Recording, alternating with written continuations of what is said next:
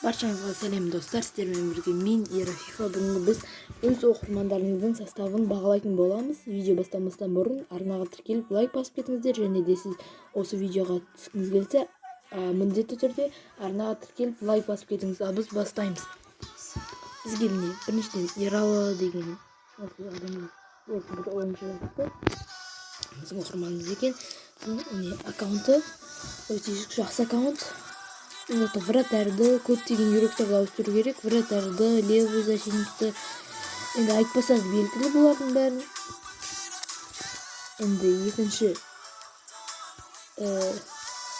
осы бәрін запрос жасадым. Екінші юректі сақтау зомби. Бұдақта да айтпаса да белгілі кімді ауыстыруға керек. Дер тұра берсін, левый защитник тұра берсін. Вратарды бәрін, почти бәрін ауыстыру керек. Енді бізде үшінші ойыншымыз міне Нурик деген қазақ бауырымыз екен. Составын қарап кетейік. Осында өте жақсы состав болды. Бұл жақта бізде так левый защитникті, потом сап ауыстыру керек, сосын цепочниктарды ауыстыру керек. Потом нападающийді, сосын правый нападающийді ауыстыру керек. Өте жақсы состав бұлай.